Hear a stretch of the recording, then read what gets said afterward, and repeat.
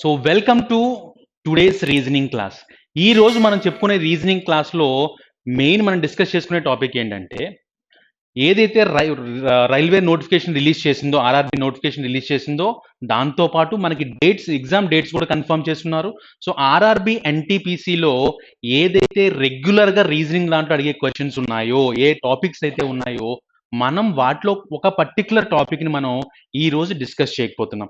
ఏంటి అంటే దిశలు మరియు దూరాలు అనే కాన్సెప్ట్ని. సో ఈ కాన్సెప్ట్ చేయడానికి అందరూ ఎలా ఫీల్ అవుతారంటే ఈ కాన్సెప్ట్ మాకు వచ్చు అన్న ఫీలింగ్, ఓవర్ కాన్ఫిడెన్స్తో ఆన్సర్ చేయడానికి ఛాన్సెస్ ఉంటాయి. ఇక్కడ మనం చేయాల్సింది ఏంటంటే ఈ దిశలు మరియు దూరాలు అనే కాన్సెప్ట్ మనం డిస్కస్ చేయబోతున్నాం. ఈ టాపిక్లో ఆన్సర్స్ చేయాలి అంటే ఎటువంటి క్వశ్చన్ ఇచ్చినా మనం ఆన్సర్ చేయాలి అంటే దాంట్లో బేసిక్స్ మనకు పక్కాగా తెలిసి ఉండాలి. ఆ బేసిక్స్ అన్నిటినీ కూడా మీకు చాలా తక్కువ టైంలో అందించడానికి ప్రయత్నిస్తా. ఇప్పుడు మనం చేయాల్సింది ఏంటంటే ఈ బేసిక్స్ అన్ని కూడా నేర్చుకున్న తర్వాత మనం నెక్స్ట్ వచ్చే క్వశ్చన్, నెక్స్ట్ మనం రాసుకునే పేపర్స్లో కానీ, ఎగ్జామ్ పేపర్స్లో కానీ, మనం ప్రాక్టీస్ చేసే పేపర్స్లో కానీ ఈ బేసిక్స్ని అప్లై చేసుకుని ఆన్సర్ చేయడానికి ప్రయత్నించాలి. సో దిశలు మరియు దూరాలు ఆన్సర్ చేసేటప్పుడు మనకి ఉండాల్సిన బేసిక్స్ ఏంటి అవన్నీ కూడా ఈరోజు మీకు చెప్పడానికి ప్రయత్నం చేస్తా. ఒకసారి చూద్దాం. ఈరోజు మనం చెప్పుకునే టాపిక్ ఏంటంటే దిశలు మరియు దూరాలు. ఖచ్చితంగా ఎటువంటి కాంపిటేటివ్ ఎగ్జామ్ మీరు రాయబోతున్నా, ఆర్ఆర్బి అనే కాదు, ఇంకా ఫ్యూచర్లో ఎటువంటి కాంపిటేటివ్ ఎగ్జామ్ రాసినా మనకి తప్పకుండా వచ్చే కాన్సెప్ట్ ఏంటి అంటే దిశలు మరియు దూరాలు అనే కాన్సెప్ట్. చాలా ఈజీ కాన్సెప్ట్, కానీ చాలా తక్కువ మంది మాత్రమే సరైన సమాధానాలు ఇవ్వడానికి ఉన్న స్కోప్ ఉన్న కాన్సెప్ట్ అన్నమాట. ఎందుకు అంటే ఓవర్ కాన్ఫిడెన్స్. సో బేసిక్స్ ఎలా గుర్తుపెట్టుకోవాలి, దిశలు ఎలా గుర్తుపెట్టుకోవాలి, ఇచ్చిన క్వశ్చన్కి షార్ట్ కట్స్ ఎలా అప్లై చేసి అతి తక్కువ సమయంలో ఎటువంటి క్వశ్చన్ అయినా ఎలా ఆన్సర్ చేయాలి అనేది ఈరోజు మనం డిస్కస్ చేయబోతున్నాం. Okay, so first of all మనం అబ్జర్వ్ చేద్దాం. ఈ దిశలు మరియు దూరాలు అనే కాన్సెప్ట్లో అసలు క్వశ్చన్ స్టార్ట్ చేయాలి అంటే మనం టాపిక్ స్టార్ట్ చేసే ముందు అసలు ఇందులో మనకు వచ్చే క్వశ్చన్స్ ఎటువంటి మోడల్స్ నుంచి వస్తాయో చూద్దాం సార్.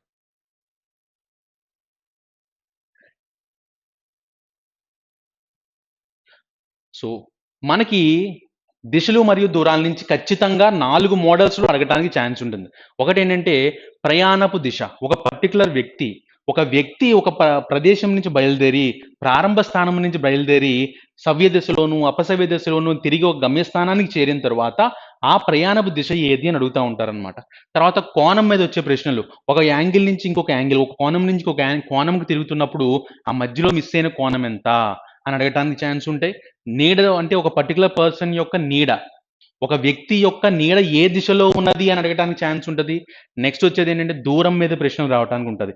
ఒక వ్యక్తి తన ప్రారంభ స్థానం నుంచి గమ్యస్థానానికి వెళ్తున్నప్పుడు ఆ పర్టికులర్ ప్రయాణంలో తను ప్రయాణించిన దూరం ఎంత, లేదా ప్రారంభ స్థానం నుంచి గమ్యస్థానంకున్న సమీప దూరం ఎంత అని అడగటానికి ఛాన్స్ ఉంటుంది. సో ఇలాంటి క్వశ్చన్స్ మనకి ఈ దిశలు మరియు దూరాల్లో రావడానికి ఛాన్సెస్ ఉన్నాయి. ఇప్పుడు మనం చేయాల్సింది ఏంటంటే ఈ కాన్సెప్ట్ మనకు బాగా ఆన్సర్ చేయాలి అంటే ప్రతి ఒక్కరికి కూడా ఈ దిశలు ఏమున్నాయి, అసలు ఎన్ని దిశలు ఉన్నాయి, దాన్ని ఎలా గుర్తుపెట్టుకోవాలి, క్వశ్చన్ ఎలా ఇచ్చినా సరే ఆ ఇమేజ్ని డ్రా చేయకుండా, చాలా మంది ఇలా దిశలు దూరాలు డ్రా చేసుకున్న తర్వాత, డైరెక్షన్స్ అన్ని డ్రా చేసుకున్న తర్వాత అప్పుడు క్వశ్చన్ ఆన్సర్ చేస్తారు. అలా కాకుండా దాన్ని ఖచ్చితంగా మన మనసులో, ఖచ్చితంగా మన మైండ్లో ఎలా గుర్తుపెట్టుకోవాలనేది ఈరోజు మనం చెప్తున్నాం. ఇక్కడ చూడండి సార్ ఒకసారి. సో అందరికీ ఏంటంటే దిశలు గుర్తుపెట్టుకునేటప్పుడు ప్రతి ఒక్కరు చేసే పని ఏంటంటే తూర్పును బాగా గుర్తుపెట్టుకుంటూ ఉంటారనమాట. ఎందుకంటే సూర్యుడు తూర్పును ఉదయిస్తాడు కాబట్టి ఎటువైపు అయితే సూర్యుడు ఉదయిస్తాడో అది తూర్పు అని చెప్పి మనం చిన్నప్పటి నుంచి మనం అలా గుర్తుపెట్టుకున్నాం. కానీ ఇక్కడ మనం ఈ ప్రశ్నలు సాధించేటప్పుడు మనం చేయాల్సిన పద్ధతి ఏంటంటే మొట్టమొదటిసారిగా మనం చేయాల్సిన పద్ధతి ఎప్పుడు కూడా మనకి డైరెక్షన్స్ అనేవి ఇలా ఉంటాయి.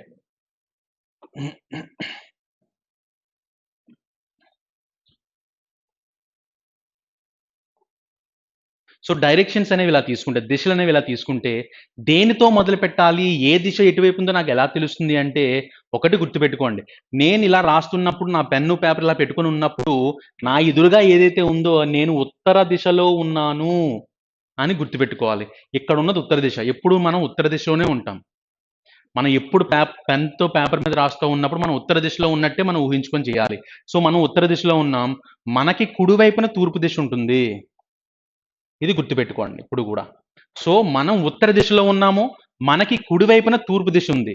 తర్వాత మరి మిగతా రెండు ఎలా గుర్తుపెట్టుకోవాలంటే సింపుల్, తూర్పు దిశకి ఆపోజిట్లో పడమర ఉంటుంది, ఇది పడమర దిశ అవుతుంది. ఉత్తరానికి ఆపోజిట్లో దక్షిణ దిశ ఉంటుంది. ఇది మనం నేర్చుకోవాల్సిన బేసిక్ థింగ్. సో ఇలా మనకి ఎలా అంటే ఒక పరీక్షలో దీని మీద ఒక క్వశ్చన్ ఇచ్చినప్పుడు దాన్ని ఎలా సాధించాలి అంటే ప్రతిసారి మనం ఈ దిశల యొక్క ఇమేజ్ డ్రా చేయక్కర్లేదు. దీన్ని మనం మైండ్లో గుర్తుపెట్టుకోవచ్చు. సో ఎలా గుర్తుపెట్టుకోవాలంటే ఇది చూడగానే నేను ఎలా అయితే కూర్చున్నానో నా ఎదురుగా ఉన్నది ఉత్తరం దిశ. నా కుడివైపు ఉన్నది తూర్పు దిశ అయితే ఉత్తరానికి వ్యతిరేకంగా ఉన్నది దక్షిణ దిశ అవుతుంది. తూర్పుకు వ్యతిరేకంగా ఉన్నది పడమర దిశ అవుతుంది. సో ఇవి కాకుండా మనకి వీటిని డైరెక్షన్స్ అంటాం, దిశలు అంటాం. ఇవి కాకుండా సబ్ డైరెక్షన్స్ ఉంటాయి, మూలలు ఉంటాయి. సో అవి ఎలా గుర్తుపెట్టుకుంటాం అంటే ఇవి. సో ఇంగ్లీష్లోకి వచ్చేసరికి మనం చాలా ఈజీగా గుర్తుపెట్టుకోవచ్చు. ఎందుకంటే నార్త్ ఈస్ట్ అని పెట్టుకుంటే మధ్యలో ఉన్నది నార్త్ ఈస్ట్ అని చెప్పేస్తాం. కానీ తెలుగులో ఏ ఏ మూలలు ఉన్నాయో అందరికీ తెలుసు. ఏ ఏ మూలలు ఉన్నాయి అనేది అందరికీ తెలుసు. ఈశాన్యము, ఆగ్నేయము, నైరుతి, వాయువ్యం అని పేర్లు తెలుసు, కానీ ఏది ఎక్కడ తీసుకోవాలో ఖచ్చితంగా తెలియదు. ఈ రోజు ఈ క్లాస్ విన్న తర్వాత ఖచ్చితంగా మీరు ఇంకా లైఫ్లో మర్చిపోరు. ఏది ఎక్కడ ఉందని ఖచ్చితంగా చెప్పగలరు. ఎలా అంటే ఒకసారి చూద్దాం. ఇందులో ఏ మూలని ఎక్కడ రిప్లేస్ చేసుకోవాలనేది నేను చెప్తాను చూడండి సార్. ఇప్పుడు సపోజ్ నేను దీన్నే ఒక ఇండియా మ్యాప్ అనుకున్నాను అనుకోండి.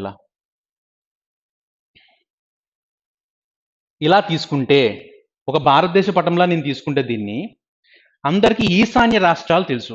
ఈశాన్య రాష్ట్రాలు అంటే ఏంటి? అరుణాచల్ ప్రదేశ్, మిజోరాం, మేఘాలయ, ఇవన్నీ ఎటువైపు ఉంటాయి సార్? ఈ వైపు ఉంటాయి. వీటిని ఈశాన్య రాష్ట్రాలను ఎందుకంటారంటే ఇది ఈశాన్యం వైపు ఉంది కాబట్టి ఈశాన్య రాష్ట్రాలు అంటారు. ఇది గుర్తుపెట్టుకోండి. ఈశాన్య రాష్ట్రాలు ఇటువైపు, భారతదేశ మ్యాప్లో ఈశాన్య రాష్ట్రాలు ఎటువైపు ఉంటాయో అటువైపు ఈశాన్యం ఉంటుంది. సో ఇది ఈశాన్యం, ఖచ్చితంగా గుర్తుపెట్టుకోవాలి. దీని తర్వాత అందరికీ ప్రతిసారి వర్షాకాలంలో మనం ఎక్కువగా వినే పదం ఏంటంటే ఋతుపవనాలు. ఈశాన్య ఋతుపవనాలు లేదా నైరుతి ఋతుపవనాలు అంటాం. నైరుతి ఋతుపవనాలు ఎక్కడి నుంచి మొదలవుతాయంటే కేరళ నుంచి మొదలవుతాయి. ఇది గుర్తుపెట్టుకోండి. ఇది జిఎస్ బిట్ కూడా. నైరుతి ఋతుపవనాలు ఎక్కడి నుంచి మొదలవుతాయంటే కేరళ మీదుగా వస్తాయి అన్నమాట. సో కేరళ ఇండియా మ్యాప్లో ఎక్కడ ఉంటుంది? ఇక్కడ ఉంటుంది. సో ఇక్కడ నైరుతి ఉంటుంది. ఇది నైరుతి అవుతుంది. సో ఇది ఈశాన్యం, ఇది నైరుతి. తరువాత ఆంధ్రప్రదేశ్ ఎక్కడుంటే ఆగ్నేయం అక్కడ ఉంటుంది. రెండు ఆతో స్టార్ట్ అవుతాయి. సో ఆంధ్రప్రదేశ్ ఎక్కడ ఉంటే ఇక్కడ ఉంటుంది కదా. సో ఇది ఆగ్నేయము. సో మిగిలిపోయింది ఏదన్నా ఉంది అంటే అది ఇది. సో దీన్ని వాయువ్యం అంటాం. ఓకే. సో ఇప్పుడు చూద్దాం సార్. ఇవి ఖచ్చితంగా మీరు గుర్తుపెట్టుకోగలిగితే మీరు ఎటువంటి ప్రశ్నలైనా సరే చాలా సులువుగా సమాధానాలు రాబట్టగలరు. రాబట్టాలి అంటే మాత్రం ఇదే బేస్. సో 50% ప్రతి క్వశ్చన్ ఏది చేయాలన్నా 50% ఇది తెలిస్తేనే మనం ఈజీగా ఆన్సర్ చేయగలం. ఎందుకంటే ప్రతిసారి మనం డైరెక్షన్స్ డ్రా చేసుకుని వెళ్తే తెలియకుండానే చాలా సమయం వృధా చేస్తాం ఎగ్జామ్లో. అది లేకుండా ఉండాలి అంటే నేను చేయాల్సిన పద్ధతి ఏంటంటే ఇది ఖచ్చితంగా నా మైండ్లో స్టోర్ అవ్వాలి. మైండ్లో స్టోర్ అవ్వాలంటే నాకు ఎదురుగా ఉన్నది ఉత్తరం, కుడివైపు ఉన్నది తూర్పు అని తీసుకుంటే మిగతా రెండు పెట్టగలరు. తర్వాత మీరు జస్ట్ ఊహించుకుంటే చాలు. ఉత్తరం పైకి ఉందంటే కాశ్మీర్ వైపు ఉత్తరం ఉంది అంటే ఆటోమేటిక్గా మనకి ఈశాన్య రాష్ట్రాలు ఈశాన్యం ఉంటుంది. కేరళ వైపు నైరుతి ఋతుపవనాలు వస్తే ఆంధ్రప్రదేశ్ ఆగ్నేయం ఉంటుంది. సో మిగతాది మిగిలిపోయింది ఏంటంటే ఉందే వాయువ్యం. సో ఇలా గుర్తుపెట్టుకోవాలి. ఓకే. నెక్స్ట్ ఇక్కడ మనం ఇంకొక గుర్తుపెట్టుకోవాల్సిన విషయం ఏంటి అంటే ఇది ఫస్ట్ పాయింట్. అసలు దిశలు ఎలా ఉన్నాయో మనకు తెలిసిందంటేనే మిగతా వాటికి వెళ్ళగలం. ఇప్పుడు ఉత్తరం దిశ ఉంది, తూర్పు దిశ ఉంది, దక్షిణం, పడమర, ఇలా దిశలు ఉన్నాయి. ఇప్పుడు మనకి ఏం ఇచ్చారంటే రెండిటి మధ్య ఉన్న కోణం ఎంత? ఉత్తరానికి తూర్పుకి మధ్య ఉన్న కోణం ఎంత ఉంటుంది? 90 డిగ్రీలు ఉంటుంది. అలాగే పశ్చిమానికి దక్షిణానికి ఉన్న కోణం ఎంత ఉంటుంది? 90 డిగ్రీస్, 90 డిగ్రీలు ఉంటుంది. సో అలా మిగతా అన్ని దిక్కులకి మధ్య ఉండేది 90 డిగ్రీలు. అయితే మనం చెప్పుకున్న ఏవైతే మూలలు ఉన్నాయో మూలల నుంచి దిశలకు ఎన్ని ఉంటాయంటే ఇప్పుడు చూద్దాం. తూర్పు నుంచి ఆగ్నేయానికి 45 డిగ్రీలు, లేదా తూర్పు నుంచి ఇటువైపు ఉండే ఈశాన్యానికి 45 డిగ్రీలు. సో ఇలా తీసుకుంటూ ఉంటాం అనమాట. ఇది కోణాల గురించి తెలుసుకోవటం. మనం దిశలు నేర్చుకున్న తర్వాత కోణాల మీద బాగా దృష్టి పెట్టుకోవాలి. సో మొత్తం 360 డిగ్రీలు తీసుకుంటే 360 డిగ్రీస్ అనేది తీసుకుంటే ఇందులో మనం చూడాల్సింది ఏంటంటే ఉత్తరం వైపు నేనుంటే నాకు ఈశాన్యంకి నాకు 45 డిగ్రీల కోణం ఉంటుంది అన్న విషయం మనం తెలుసుకోవాలి. సో ఇప్పుడు చూద్దాం సార్.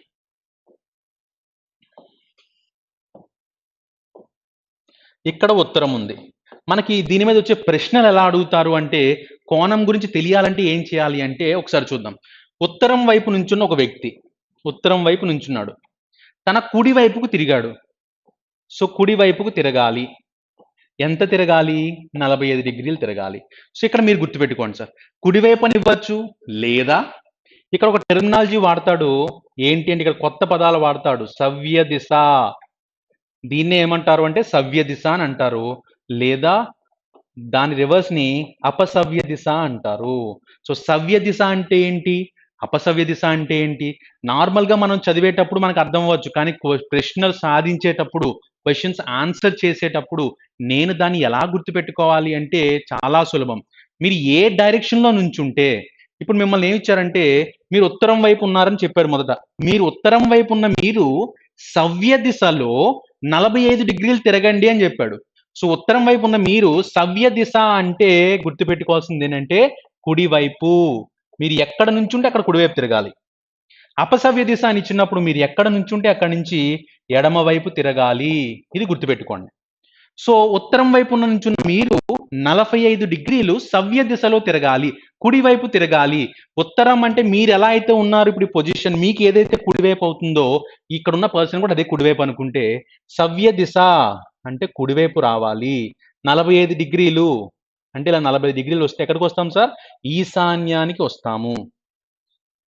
ఇప్పుడు నేను ఆగ్నేయం దగ్గర ఉన్నా. ఆగ్నేయం దగ్గర ఉన్న వ్యక్తి ఈ సవ్య దిశలో 45 డిగ్రీలు తిరగాలని చెప్పాడు. సో సవ్య దిశలో 45 డిగ్రీలు తిరగాలి అంటే ఇప్పుడు ఆగ్నేయం వైపు చూస్తున్న వ్యక్తి, సవ్య దిశ అంటే ఏంటి? మనకి గడియారంలో ముళ్ళు ఎటువైపు వెళ్తుంది అటువైపు వెళ్ళాలి. 5 తర్వాత 6, 6 తర్వాత 7 వస్తుంది గడియారంలో.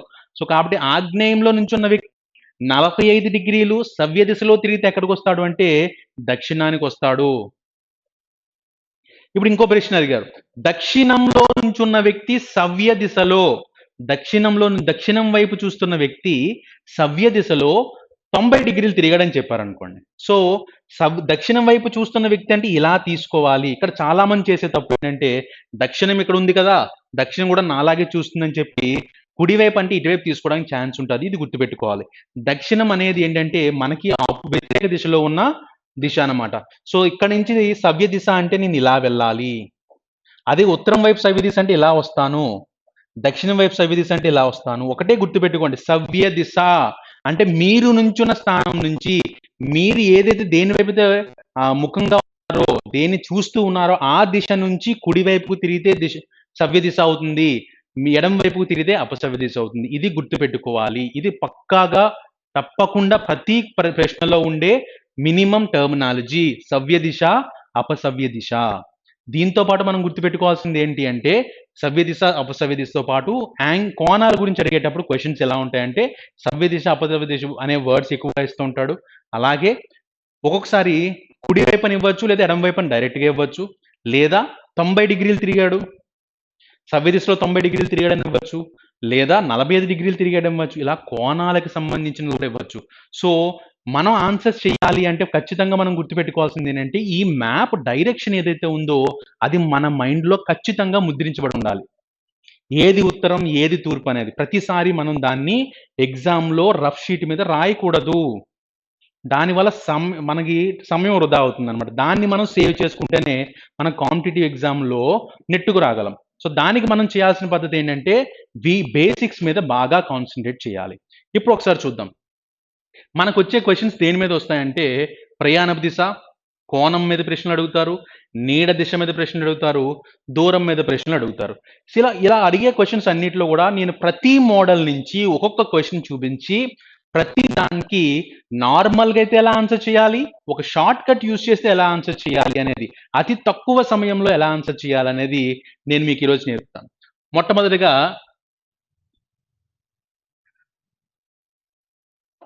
సో మన డైరెక్షన్స్ అన్ని చూసుకున్న తర్వాత ఇలా ఈ డైరెక్షన్స్ ఉంటాయి. ఉత్తరం, ఈశాన్యం, తూర్పు, ఆగ్నేయం, దక్షిణం, నైరుతి, పడమర, వాయువ్యం. ఇవి మనం ఖచ్చితంగా మన మైండ్లో గుర్తుపెట్టుకోవాల్సినటువంటి దిశలు. ఇది ఈ మ్యాప్ మనకి కానీ మైండ్లో ఉంది అంటే తప్పకుండా ఎటువంటి ప్రశ్న ఇచ్చినా సరే మన 100కి 100% ఖచ్చితంగా సరైన సమాధానం పెట్టి బయటికి రాగలము. ఇప్పుడు మనం చూద్దాం సార్ దీని మీద వచ్చే ప్రశ్నలు ఎలా ఉంటాయి. మొట్టమొదటి ప్రశ్న, ఇది మొట్టమొదటి క్వశ్చన్ ఇచ్చిన ఇదేంటంటే పశ్చిమ అభిముఖంగా ఉన్న ఒక వ్యక్తి, పశ్చిమ అభిముఖం అంటే ఏంటి? ఇక్కడ మీరు గుర్తుపెట్టుకోవాల్సింది ఏంటంటే మనం తెలుగులో రాసినా సరే చాలాసార్లు తెలుగులో ఉన్న పదాలు కూడా మనకు అర్థం చేసుకోవడం కష్టంగా ఉంటుంది. పశ్చిమ అభిముఖం అంటే పశ్చిమానికి వ్యతిరేకంగా నడిచి వెళ్ళటం. పశ్చిమ అక్కడ ఉంటే మీరు పశ్చిమంగా నడుచుకుంటూ వెళ్తున్నారు, పశ్చిమానికి ఎదురుగా నడుచుకుంటూ వెళ్తున్నారు అనమాట. పశ్చిమాభిముఖంగా ఉన్న ఒక వ్యక్తి తాను నుంచుని ఉన్న స్థానం నుంచి అంటే చూద్దాం ఇప్పుడు.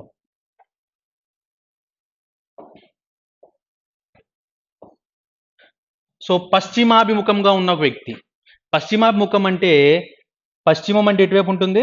ఇక్కడ ఉంటుంది పశ్చిమం. ఇది ఉత్తరం, ఇది తూర్పు, ఇది దక్షిణం, అంతే కదా? దక్షిణం. ఇదంతా కూడా మనకి మైండ్లోనే గుర్తుండాలి. ఇది నేను నార్మల్గా మొట్టమొదటిసారిగా మనం చేస్తుంది ఏంటంటే నార్మల్ పద్ధతిలో క్వశ్చన్ చేస్తున్నాను, దాని తర్వాత షార్ట్ కట్లో ఎలా చేయాలో చెప్తా. పశ్చిమాభిముఖంగా నుంచున్న ఒక వ్యక్తి,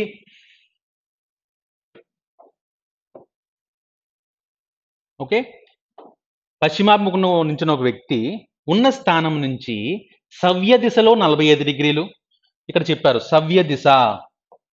సవ్య దిశ అంటే ఏంటి సార్? కుడివైపు సవ్య దిశలో 45 డిగ్రీలు. అక్కడ నుంచి అపసవ్య దిశలో 135 డిగ్రీలు తిరిగినా, సవ్య దిశలో 45 డిగ్రీలు, అపసవ్య దిశలో 135 డిగ్రీలు తిరిగి ఆగిన ఆ వ్యక్తి ప్రస్తుతం ఉన్న దిశ ఏది అని అడిగారు. ఇక్కడ మనం చేయాల్సింది ఏంటంటే పశ్చిమాభిముఖంగా ఉన్నాడు కాబట్టి ఆ వ్యక్తి మొట్టమొదటిసారి ఇటువైపు చూస్తున్నాడు సార్, పశ్చిమంగా చూస్తున్నాడు. ఫస్ట్ సవ్య దిశలో 45 డిగ్రీలు వెళ్ళాలి. సవ్య దిశలో 45 డిగ్రీలు వెళ్ళాలి అంటే ఇక్కడ వాయువ్యం ఉంటుంది, ఇక్కడ ఈశాన్యం, ఆగ్నేయం, నైరుతి.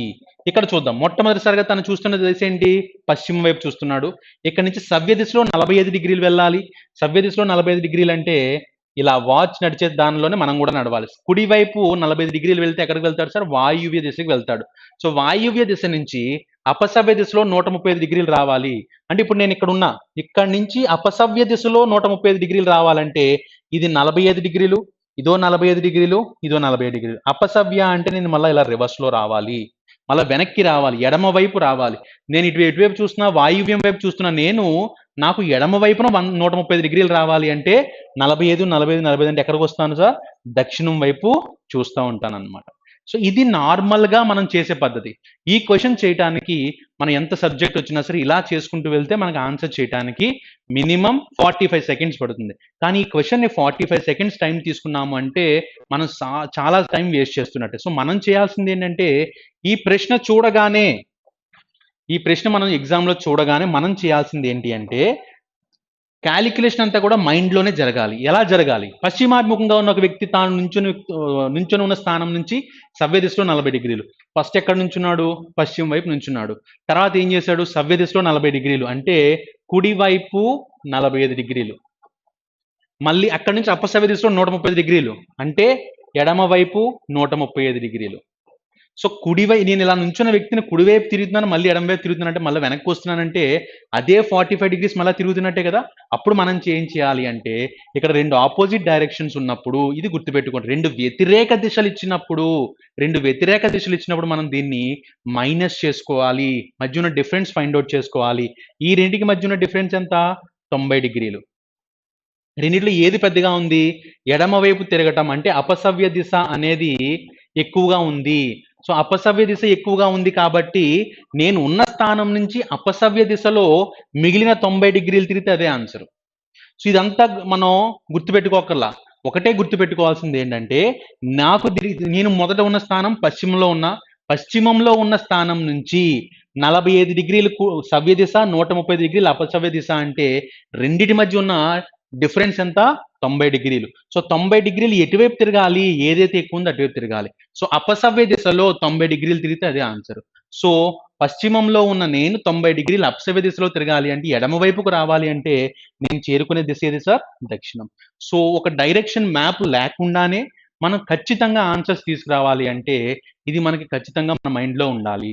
రెండోది, ఎలా ఆన్సర్స్ చేయాలి అంటే 2 యాంగిల్స్ ఇచ్చినప్పుడు లేదా 3-4 కోణాలు ఇచ్చినప్పుడు ఎలా ఆన్సర్ చేయాలి అంటే ఏదైతే సమాన యాంగిల్స్ ఉంటాయి, సమాన కోణాలు ఉన్నవన్నీ కూడా కలుపుకుంటాం, లేనివన్నీ కూడా మైనస్ చేసుకుంటాం. దీన్ని ఇంకొక ప్రశ్న మీద మనం అప్లై చేసి చూద్దాం సార్. ఇక్కడ చూద్దాం. ఉత్తరాభిముఖంగా ఉన్న ఒక వ్యక్తి, ఈ ప్రశ్నని మొదట మనం షార్ట్ కట్లో ట్రై చేసిన తర్వాత మనం నార్మల్గా ట్రై చేద్దాం. ఉత్తరాభిముఖంగా ఉన్న ఒక వ్యక్తి తాను నుంచొని ఉన్న స్థానం నుంచి, సో మొదట ఉన్న స్థానం ఏది అంటే ఉత్తరంలో ఉన్నాడు.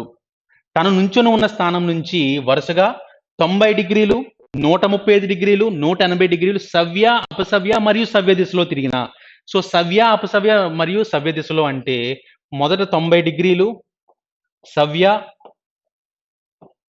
తర్వాత 135 డిగ్రీలు అపసవ్య,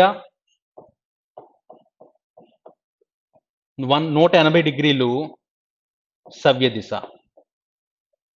సో సవ్య దిశ రెండు ఉన్నాయి కాబట్టి సమానమైన దిశలు ఉన్నప్పుడు మనం కలుపుకుంటాం దీన్ని.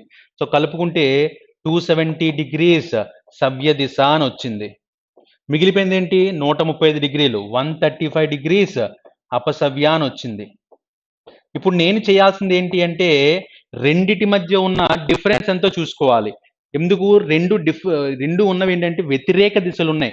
ఒక సవ్య దిశ, ఒక అపసవ్య దిశ ఉంది కాబట్టి వాటి మధ్య డిఫరెన్స్ ఏంటో చూసుకోవాలి. రెండి మధ్య ఉన్న డిఫరెన్స్ ఎంత? 135 డిగ్రీస్. సో ఏది ఎక్కువగా ఉంది రెండిట్లో అంటే సవ్య దిశ ఎక్కువగా ఉంది. నేను చేయాల్సింది ఏంటి అంటే ఇప్పుడు మొదటగా ఉన్నది నేను ఉత్తరంలో ఉన్నా. ఉత్తరం దిశ అంటే ఎక్కడ ఉంటుంది సార్? మీరు ఎటువైపు అయితే నుంచి అటువైపు ఉంది. సో ఉత్తర దిశ నుంచి సవ్య దిశలో అంటే కుడివైపు వెళ్ళాలి. డైరెక్షన్ డ్రా చేయొద్దు. డైరెక్షన్ డ్రా చేయకుండా మీరు ఉత్తరం వైపు ఉన్నారు, మీకు కుడివైపున 135 డిగ్రీలు అంటే 45, 45, 45 చొప్పున మనం ఎక్కడ చేరుకుంటామంటే ఆగ్నేయానికి చేరుకుంటాము. 90 డిగ్రీలు అంటే మనం చేరుకునేది తూర్పుకి. ఇంకొక 45 డిగ్రీస్ అంటే మనం చేరుకునేది ఖచ్చితంగా ఆగ్నేయానికి చేరుకుంటాం. ఇలా కోణం మీద ఇచ్చే ప్రశ్న అతి తక్కువ సమయంలో ఆన్సర్ చేయాలి అంటే మాత్రం ఈ షార్ట్ కట్స్ని యూజ్ చేసుకుంటాం. అలాగే డైరెక్షన్స్ మ్యాప్ ఏదైతే ఉందో అది మన మైండ్లో ఖచ్చితంగా గుర్తుండాలి. ఉత్తరం ఎక్కడుంది, నాకు కుడివైపులో ఉన్నది తూర్పు అవుతుంది, ఎడం వైపులో ఉన్నది పశ్చిమం అవుతుంది, నాకు ఎదురుగా ఉన్నది దక్షిణం అవుతుంది అన్న విషయం మీకు గుర్తుండాలి. అలాగే మన భారతదేశ పటంలో ఏదైతే మూలలు చెప్పుకున్నామో అది ఖచ్చితంగా గుర్తుండాలి. అలా అయితే మనం క్వశ్చన్ చూడగానే 20 నుంచి 30 సెకండ్లో ఆన్సర్ పెట్టి వేరే క్వశ్చన్కి వెళ్ళటానికి ప్రయత్నించవచ్చు. సో ఇది కోణం మీద వచ్చే ప్రశ్నలు. నెక్స్ట్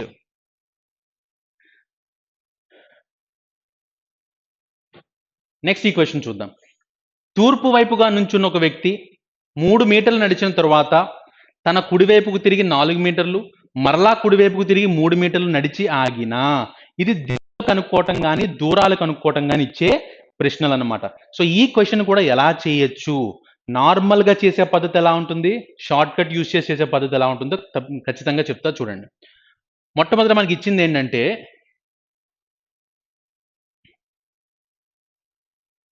ఇక్కడ తూర్పు వైపుగా నుంచున్న ఒక వ్యక్తి 3 మీటర్లు నడిచిన తర్వాత అని ఇచ్చారు. సో ఇక్కడ మనకి ఇచ్చింది ఏంటి? ఫస్ట్ ఆఫ్ ఆల్ నేను నార్మల్ పద్ధతిలో ఈ క్వశ్చన్ చేసుకుంటూ వెళ్తే మొట్టమొదటి నాకు ఇచ్చిన దిశ ఏంటంటే తూర్పు దిశ.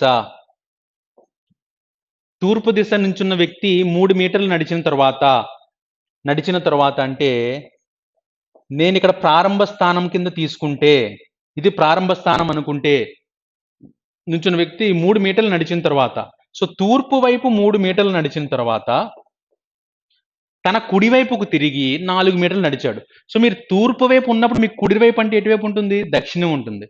సో దక్షిణం వైపు 4 మీటర్లు నడిచిన తర్వాత మరలా కుడివైపు తిరిగి 3 మీటర్లు నడిచారంటున్నారు. సో మీరు ఇప్పుడు దక్షిణం వైపు ఫేస్ చేస్తూ ఉన్నారు. దక్షిణం వైపు చూస్తున్న మీరు సవ్య దిశలో తిరగాలి. కుడివైపు తిరగడం అంటే సవ్య దిశలో తిరగాలి. అంటే గడియారంలో ముళ్ళు ఎలా తిరుగుతుందో మీరు కూడా అలా తిరిగితే మీరు ఏ దిశకు వస్తారు సార్? అప్పుడు పశ్చిమ దిశకు వస్తారు. పడమర దిశకు వస్తే అక్కడ మళ్ళా 3 మీటర్లు నడిచారు అని చెప్తున్నాడు. ఒకటి మీరు గుర్తుపెట్టుకోవాల్సింది ఏంటంటే 3 మీటర్లు అన్నప్పుడు పైన ఎంతైతే లైన్ డ్రా చేస్తామో కిందన కూడా అంతే లైన్ డ్రా చేసుకోవాలి. ఇక్కడ 3 మీటర్లు నడిచి ఆగిన అని చెప్పారు అంటే ఇది గమ్యస్థానము, ఇది ప్రారంభ స్థానము. సో ప్రారంభ స్థానము, గమ్యస్థానం అని రెండు ఉన్నాయి. ఇప్పుడు మీకు దీని మీద ప్రశ్నలు అడుగుతారు. బయలుదేరిన స్థానం నుంచి అతను ఎంత దూరంలో ఏ దిశలో కలడు అని అడిగారు. సో బయలుదేరిన స్థానం అంటే ఇది ప్రారంభ స్థానం. ఇది ప్రారంభ స్థానం నుంచి అతను ఎంత దూరంలో ఏ దిశలో కలడు, ఎంత దూరంలో ఉన్నాడు సార్? ఇప్పుడు గమ్యస్థానం ఇది. ప్రారంభ స్థానం నుంచి చూస్తే ఎంత డిస్టెన్స్ లో ఉన్నాడంటే దీనికి ప్యారలల్ గా ఉంది కాబట్టి, సమాంతరంగా ఉంది కాబట్టి 4 మీటర్లు. ఏ దిశలో కలడు అని అడిగాడు. ఏ దిశలో ఉన్నాడు సార్? పైనుంచి ప్రారంభ స్థానం నుంచి చూస్తే దక్షిణ దిశలో ఉన్నాడు. సో 4 మీటర్లు దక్షిణం అనేది ఆన్సర్ అవుతుంది దీనికి. రెండోది చూద్దాం. అతను చివరిగా ఏ దిశలో ప్రయాణించుచున్నాడు? అతను చివరిగా ఏ దిశలో ప్రయాణించున్నాడు అంటే, చివరగా వెళ్తున్న దిశ ఏది సార్? ఇలా వెళ్తున్నాడు కదా చివరగా. సో ఇలా వెళ్తున్న దిశ ఏదంటే పడమర దిశ. సో పశ్చిమంగా వెళ్తున్నాడు కాబట్టి దీనికి నేను పడమర అని ఆన్సర్ పెట్టుకున్నా. మూడోది చూద్దాం. తన ప్రారంభ స్థానం నుంచి అతను ప్రస్తుతం ఉన్న సమీప దూరం ఎంత? తన ప్రారంభ స్థానం నుంచి అతను ప్రస్తుతం ఉన్న సమీప దూరం ఎంత అంటే, ప్రారంభ స్థానం నుంచి ఇప్పుడు ఉన్న దూరం ఎంత సార్ అది? ప్రారంభ స్థానం నుంచి చూస్తే 4 మీటర్లు ఉంది. అది కూడా మనకు ఆన్సర్ వచ్చింది. సో ప్రారంభ స్థానం ఏ దిశలో ఉంది అంటే మనకి ఉత్తర దిశలో ఉంది. ప్రారంభ స్థానం ఏ దిశలో ఉంది అంటే ఉత్తర దిశలో ఉంది. సో ఇలా ఆన్సర్ చేయడానికి మనకి ఖచ్చితంగా 45 సెకండ్ల నుంచి 1 నిమిషం పడడానికి ఛాన్స్ ఉంది. సో దీన్ని అంతకంటే తక్కువ టైంలో ఆన్సర్ చేయాలి, అసలు డైరెక్షన్సే డ్రా చేయకూడదు, ఇమేజే డ్రా చేయకుండా ఆన్సర్ చేసుకోవాలి అంటే మనం చేయాల్సిన పద్ధతి ఏంటంటే, ఈ క్వశ్చన్ చూడగానే మనకి ఏదైతే కంటెంట్ ఇచ్చాడో ఆ కంటెంట్ని చాలా తక్కువ టైంలో గుర్తుపెట్టుకోవాలి. ఒకటి ఏంటి ఇచ్చాడు? తూర్పు వైపుగా నుంచున్న ఒక వ్యక్తి. సో మొట్టమొదటి మనకి ఇచ్చిన డైరెక్షన్ ఏంటంటే తూర్పు వైపు నుంచున్న ఒక వ్యక్తి 3 మీటర్లు నడిచాడు. సో తూర్పు వైపుగా నుంచున్న వ్యక్తి 3 మీటర్లు నడిచాడు. నడిచిన తర్వాత తన కుడి వైపుకు తిరిగాడని ఇచ్చారు. తన కుడి వైపుకు తిరిగితే, తూర్పుని ఉన్న వ్యక్తి కుడి వైపుకు తిరిగితే ఎటువైపు వెళ్తాడు? దక్షిణంకు వెళ్తాడు. దక్షిణంలో తిరిగి 4 మీటర్లు నడిచారని చెప్పారు. సో దక్షిణంలో 4 మీటర్లు నడిచాడు. మరలా కుడివైపుకు తిరిగి 3 మీటర్లు నడిచాడు. ఇక్కడి నుంచి మళ్ళీ దక్షిణం వైపు నుంచి కుడివైపు తిరిగితే ఎంత తిరుగుతాడు? పడమర వైపు వెళ్తాడు. దక్షిణంలో ఉన్న వ్యక్తి కుడివైపు కంటే సవ్య దిశలో వెళ్తే పడమరకు వెళ్తాడు. ఎంత నడిచాడు అంటే 3 మీటర్లు నడిచాడు. సో ఇది మనకి ఇచ్చిన డేటా. దీనికి మనం ఇమేజ్ డ్రా చేయకర్లా, ఇచ్చిన డేటా జస్ట్ ఇక్కడ కట్ షాట్ చేసుకుంటే అయిపోద్ది ఆన్సర్. ఎలా అంటే ఇప్పుడు చూద్దాం. ఇలా ఇది మనకి ఇచ్చిన డేటా. మనం గుర్తుపెట్టుకోవాల్సింది ఏంటంటే, ఎప్పుడైతే ఇలా ఆపోజిట్ డైరెక్షన్స్ ఉన్నాయో తూర్పు అనే దానికి పడమర ఆపోజిట్ అవుతుంది, ఉత్తరం అనే దానికి దక్షిణం ఆపోజిట్ అవుతుంది.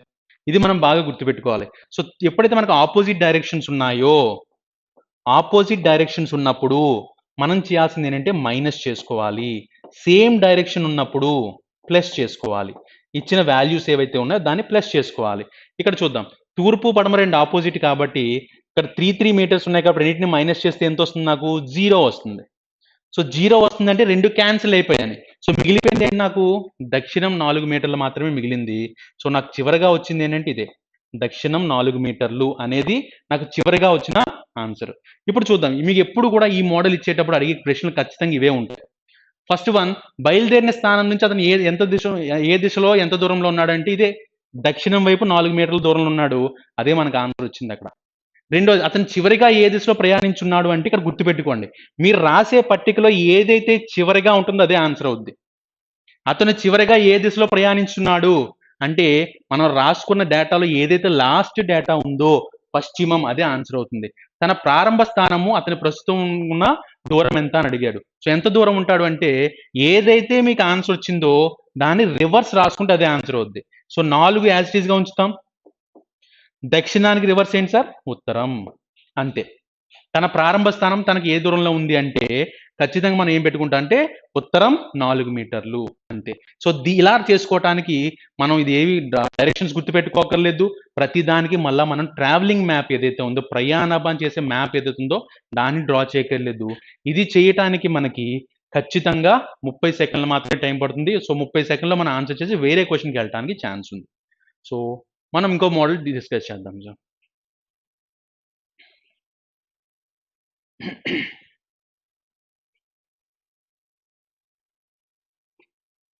ఇప్పుడు దూరం మీద మాత్రమే ఇచ్చే ప్రశ్నలు అయితే ఎలా ఉంటాయి ఒకసారి చూద్దాం.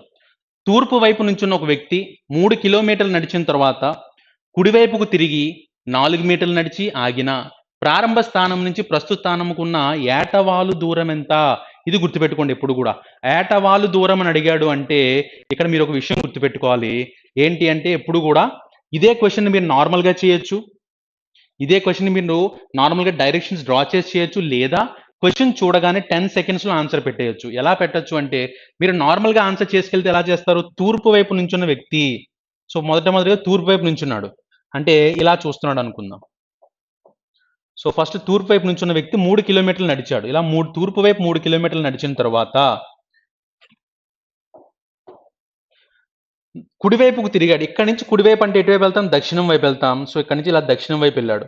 ఎన్ని కిలోమీటర్లు నడిచాడు? 4 కిలోమీటర్లు నడిచి ఆగినా ఆగినా అని చెప్పారు. సో ప్రారంభ స్థానం నుంచి ఇది ప్రారంభ స్థానము, ప్రస్తుత స్థానము, ప్రారంభ స్థానం ఇది, ప్రస్తుత స్థానం ఇది. సో ప్రారంభ స్థానం నుంచి ప్రస్తుత స్థానంకున్న ఏటవాలు దూరం ఎంత? సో ఇక్కడ ఉన్న ఏటవాలు దూరం ఎంత అని అడిగారు అనమాట. సో ఏటవాలు దూరం అంటే ఇది ఎలా ఉందంటే లంబకోణ త్రిభుజంలా ఉంది. లంబకోణ త్రిభుజం ఆన్సర్ చేయాలి అంటే మనకి రెండు భుజాలు తెలిసినప్పుడు లంబకోణ త్రిభుజం యొక్క కర్ణాన్ని చాలా సులువుగా కనిపెడతాం అనమాట. సో మనం యూజ్ చేసే సూత్రం ఏంటంటే పైథాగరస్.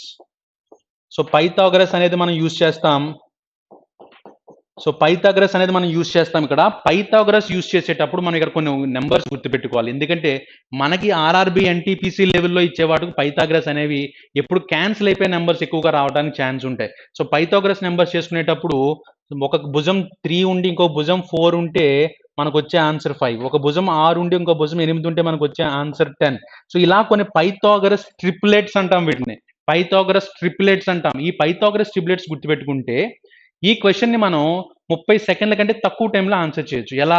మనకి ఇక్కడ ఏటవాలు దూరం అడిగారు అంటే ఖచ్చితంగా కర్ణమే ఫైండ్ అవుట్ చేయాలి. సో కర్ణమే కనుక్కోవాలి కాబట్టి ఒక సైడ్ మనకి కర్ణం కావాలి అంటే భుజము స్క్వేర్ ప్లస్ భుజము స్క్వేర్ ఇదే ఉంటుంది కాబట్టి ఒక భుజం 3 ఉంది, ఇంకో భుజం 4 కిలోమీటర్లు ఉంది కాబట్టి కర్ణము కావాలి అంటే 3 స్క్వేర్ ప్లస్ 4 స్క్వేర్ చేస్తే నాకు √9 + 16, సో √25, 5 కిలోమీటర్స్ అనేది ఆన్సర్ పెట్టడానికి ఛాన్స్ ఉంటుంది. ఇది ఎప్పుడు మీకు ఏటవాలు దూరం అడిగినప్పుడు. అలా కాకుండా ఇది ఏటవాలు దూరం అడిగినప్పుడు ఇలా డ్రా చేసుకొని చేయొచ్చు. లేదు నేను ఖచ్చితంగా త్వరగా ఆన్సర్ చెప్పాలి అని అనుకుంటే మనం చేయాల్సిన పద్ధతి ఏంటి అంటే అక్కడ ఇచ్చింది ఏంటంటే తూర్పు వైపు చూస్తున్నాడని ఇచ్చారు మొదట. సో తూర్పు వైపు చూస్తున్నాడని ఉంది కాబట్టి తూర్పు వైపు 3 కిలోమీటర్లు నడిచాడు.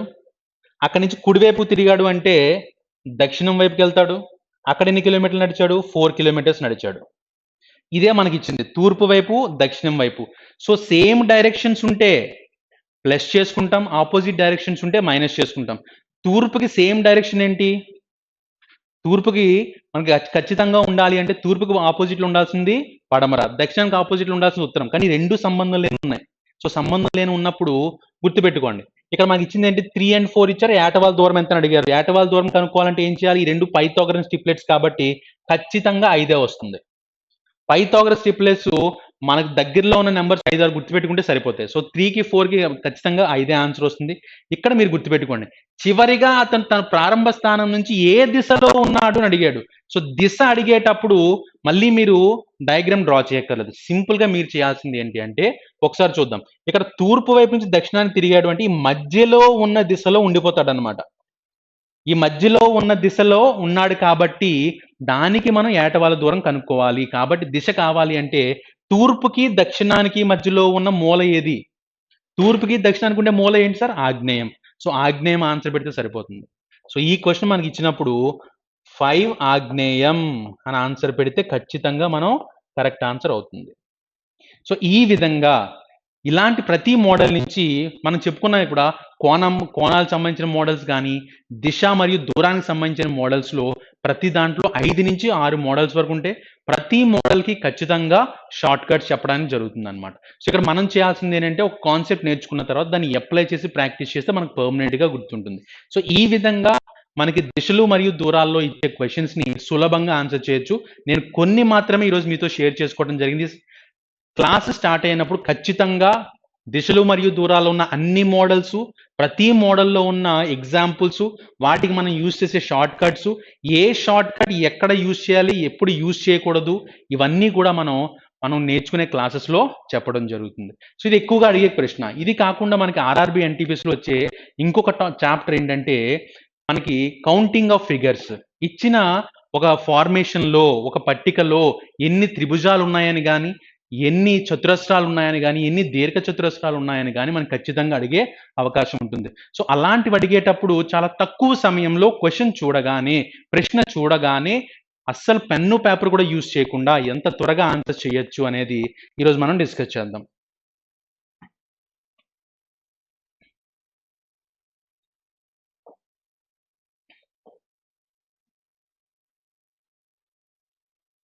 ఒకసారి ఇది పట్టిక చూద్దాం. కింద ఇచ్చిన పటంలో ఎన్ని చతురస్రాలు కలవు అని అడుగుతాడనమాట. ఎన్ని చతురస్రాలు కలవు అంటే మీరు అబ్జర్వ్ చేయండి. ఇక్కడ మీరు ఇదే మనకి ఇచ్చాడు. ఫస్ట్ ఇలా 3 ఇచ్చున్నాడు. మూడింటిని కూడా క్లియర్‌గా ఎక్స్‌ప్లెయిన్ చేస్తా మీకు. ఎంత త్వరగా ఆన్సర్ చేయొచ్చు అనేది మీకు చెప్తాను నేను. ఓకే. మొట్టమొదటిసారి ఇది చూద్దాం సార్. ఇక్కడ మనకి ఎన్ని చతురస్రాలు కలవు అంటే ఇదొకటి 1, 2, 3, 4, 5, 6, 7, 8, 9 ఎన్ని చతురస్రాలు కలవు మనకి? ఇక్కడ వరకు 9 వచ్చినాయి. ఇవి కాకుండా ఈ 4గిటిని కలిపితే ఒకటి అవుతుంది. అలాగే ఈ 4గిటిని కలిపితే ఒకటి అవుతుంది. తర్వాత ఈ 4గిటిని కలిపితే ఒకటి అవుతుంది. ఈ 4గిటిని కలిపితే ఒకటి అవుతుంది. సో టోటల్ ఎన్ని అయినాయి? 4 వచ్చినాయి. ఈ మొత్తం అంతా కూడా ఒక స్క్వేర్ లాగే ఉంది కాబట్టి 1. సో టోటల్ నాకు ఎన్ని వచ్చినాయి అంటే 14 వచ్చినాయి సార్. సో నేను ఇలా కౌంట్ చేసుకుంటూ వెళ్తే ఇది చేయటానికి నాకు ఖచ్చితంగా 45 సెకండ్ల నుంచి 1 మినిట్ వరకు టైం పడడానికి ఛాన్స్ ఉంటుంది. 45 సెకండ్స్ నుంచి 1 మినిట్ వరకు టైం పడుతుంది. సో నేను దీనికి సమయాన్ని తగ్గించుకోవాలని నేను ఏం చేస్తాను అంటే అతి తక్కువ టైంలో దీన్ని ఆన్సర్ చేయాలి అంటే పెన్ అండ్ పేపర్ యూజ్ చేయకుండా, అసలు పెన్ అండ్ పేపర్ యూజ్ చేయకుండా ఆన్సర్ ఎలా చేస్తామంటే ఇలా ఫార్మేషన్ ఇచ్చినప్పుడు ఇందులో ఎప్పుడు కూడా మీకు ఇచ్చే రోస్ కానీ నిలువ వరుసలు కానీ అడ్డు వరుసలు కానీ సమానంగా ఉంటే, ఇచ్చిన చతురస్రాల పట్టికలో నిలువ వరుసలు అడ్డు వరుసలు సమానంగా ఉంటే, if rows and columns are equal, rows columns equal గా ఉంటే, ఎన్ని రో కాలమ్స్ ఉన్నాయి సార్ నాకు ఇక్కడ? నిలువ వరుసలు 3 ఉన్నాయి, అడ్డు వరుసలు 3 ఉన్నాయి. సో ఇలా ఉన్నప్పుడు నేను చేసేది ఏంటంటే ఇక్కడ ఏవైతే ఉన్నాయో నెంబర్స్ జస్ట్ స్క్వేర్ చేసుకొని యాడ్ చేస్తా అంతే. దీన్ని మర్చిపోండి. ఎన్ని కాలమ్స్ ఉన్నాయి సార్? 3 కాలమ్స్ ఉన్నాయి. అంటే 3 నిలువు వరుసలు ఉన్నాయి, 3 అడ్డు వరుసలు. సమాంతరంగా ఉంది ఆ పట్టిక కాబట్టి 1 square plus 2 square plus 3 square ఎంత sir? 1 plus 4 5, 5 plus 9 14. That's it. దీనికి మొత్తం నెతుక్కుంటూ వెళ్ళక్కర్లా. నెక్స్ట్ చూద్దాం. ఇక్కడ ఎన్ని అడ్డ వరుసలు ఎన్ని నిలువు వరుసలు ఉన్నాయంటే 1 2 3 4 1 2 3 4. So simple. ఎన్ని చతురస్రాలు వస్తాయంటే 1 square plus 2 square plus 3 square plus 4 square, that is nothing but 30. 30 అనే ఆన్సర్ చెప్పడానికి మీకు ఎంత టైం పడుతుందంటే 10 సెకండ్స్. 10 సెకండ్స్లో మీరు ఆన్సర్ చెప్పి ఎగ్జామ్ నుంచి బయటికి రావచ్చు సార్. సో అంత త్వరగా ఆన్సర్ చెప్పడానికి ఛాన్సెస్ ఉన్న మోడల్ అన్నమాట ఇది. తరువాత ఇక్కడ చూద్దాం. ఇందులోకి వచ్చేసరికి దీర్ఘ చతురస్రం ఇచ్చాడు. ఇలా 1 2 3 4 5 5 ఇక్కడ ఉన్నాయి, 4 ఇక్కడ ఉన్నాయి. సో దీనికంటే ముందు మనం చేద్దాం ఒక ఎగ్జాంపుల్ చెప్తాం మీకు.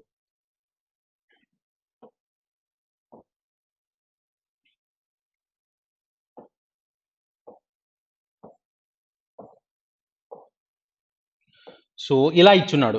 ఇందులో మీకు అడుగుతుంది ఏంటంటే ఇందులో ఎన్ని చతురస్రాలు ఉన్నాయని అడిగాడు. ఎన్ని చతురస్రాలు ఉన్నాయంటే ఇందాక మనం చేసిన మోడల్ ఏంటి? అడ్డ వరుసలు నిలువు వరుసలు సమానంగా ఉన్నాయి. ఇక్కడ మాత్రం నిలువ వరుసలు 5 ఉంటే అడ్డు వరుసలు 5 మాత్రం 3 ఉన్నాయి. సో ఇలా ఇచ్చినప్పుడు ఏం చేయాలి? ఇలా ఇచ్చినప్పుడు మనం పాత పద్ధతి చేస్తే అవ్వదు. సో మీరు దీనికి మనం ఏం చేస్తాం అంటే చాలా సింపుల్ గా గుర్తుపెట్టుకోవచ్చు. మొట్టమొదటిది ఏంటంటే అడ్డ వరుసలు నిలువు వరుసలు ఈక్వల్ గా ఉంటే స్క్వేర్ చేసి యాడ్ చేయటమే. ఇలా ఉంటే ఏం చేయాలంటే ఇది కూడా అంతే సార్. ఒకసారి చూద్దాం.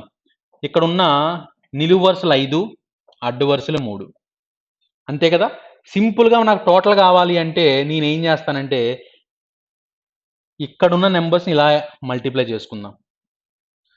ఇక్కడ హైయెస్ట్ నెంబర్ ఏదైతే ఉందో దాన్ని, ఇక్కడ హైయెస్ట్ నెంబర్ ఏదైతే ఉందో దాన్ని తీసుకోండి సార్. 5 × 3 = 15, 4 × 2 = 8, 3 × 1 = 3. సో నేను మొత్తం టోటల్ చేస్తే ఎంత వస్తుంది? నాకు 26 వస్తుంది. సో ఈ రెండు నెంబర్స్ని మర్చిపోండి అవసరంలా. సో ఇందులో ఎన్ని చతురస్రాలు ఉంటాయంటే 26 చతురస్రాలు ఉంటాయి. మీరు కౌంట్ చేసుకెళ్ళినా అంతే వస్తాయి సార్. సో దీన్ని మనం ఆన్సర్ చేయడానికి ఎంత టైం పడుతుంది? మనకి చాలా తక్కువ టైంలో ఆన్సర్ చేయొచ్చు. ఇప్పుడు దీన్ని మనం దీని మీద అప్లై చేసి చూద్దాం. చూడండి, ఇదే ఫార్ములా మనం ఏదైతే షార్ట్ కట్ నేర్చుకున్నామో దాన్ని మనం దీని మీద అప్లై చేసాం అనుకోండి. ఒకసారి చూద్దాం. చూడండి ఎన్ని ఇచ్చినాడు ఇందులో. 1 2 3 4 5. ఇక్కడికి వచ్చేసరికి 1 2 3 4. సో ఒకవైపు 5 ఉన్నాయి, ఒకవైపు 4 ఉన్నాయి. అప్పుడు మనం చేయాల్సింది ఏంటి? ఏదైతే హైయెస్ట్ నెంబర్స్ ఉన్నాయో దాన్ని మల్టిప్లై చేసుకుంటాం. ఇలా దీన్ని వదిలేద్దాం. సో చూసుకుంటే 5 × 4, 4 × 3, 3 × 2, 2 × 1. సో మొత్తం ఇక్కడ 20, 12, 6, 2. సో మొత్తం ఎన్ని వస్తాయంటే 32 + 8 మొత్తం 40 చతురస్రాలు ఉంటాయి ఇక్కడ. సో క్వశ్చన్ చూడగానే 40 అని పెట్టేయచ్చు. ఇదే మీరు మాన్యువల్గా కౌంట్ చేసుకెళ్తే మినిమం 2 మినిట్స్ నుంచి 3 మినిట్స్ టైం పడుతుంది. మనం ఈ రూల్ అప్లై చేసుకుంటే ఎప్పుడు అప్లై చేస్తాం సార్ ఈ రూలు? ఎప్పుడైతే అడ్డు వరుసలు నిలువు వరుసలు సమానంగా లేవో, అడ్డు వరుసలు నిలువు వరుసలు సమానంగా ఉంటే మాత్రం ఖచ్చితంగా మనం చేసేది ఏంటంటే స్క్వేర్స్ చేసి నెంబర్స్ని యాడ్ చేసుకోవటమే. అడ్డు వరుసలు నిలువు వరుసలు సమానంగా లేనప్పుడు మాత్రం మనం చేయాల్సిన పద్ధతి ఏంటంటే మనం ఏదైతే హైయెస్ట్ నెంబర్ ఆఫ్ కాలమ్స్ ఉందో నిలువు వరుసలో ఉన్న పెద్ద నెంబర్ని అడ్డు వరుసలో ఉన్న పెద్ద నెంబర్తో మల్టిప్లై చేసుకోవటం, అలా అన్ని చేసుకున్న తర్వాత యాడ్ చేసుకుంటే అదే మనకు ఆన్సర్ అవుతుంది. ఇది దేనికి చేస్తాం సార్? ఇది మనం చేయాల్సింది దేనికి అంటే ఇది చతురస్రాలకి. సపోజ్ మీకు ఇదే క్వశ్చన్ని దీనికి దీర్ఘ చతురస్రాలు ఎన్ని ఉంటాయని అడిగాడు.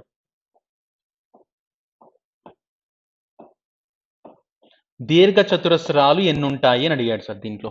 సో దీర్ఘ చతురస్రాలు ఎన్ని ఉంటాయి, ఇదే ఫార్మేషన్ దీర్ఘ చతురస్రాలు ఎన్ని ఉంటాయి అంటే మీరు ఒకటి గుర్తుపెట్టుకోవాలి ఇక్కడ.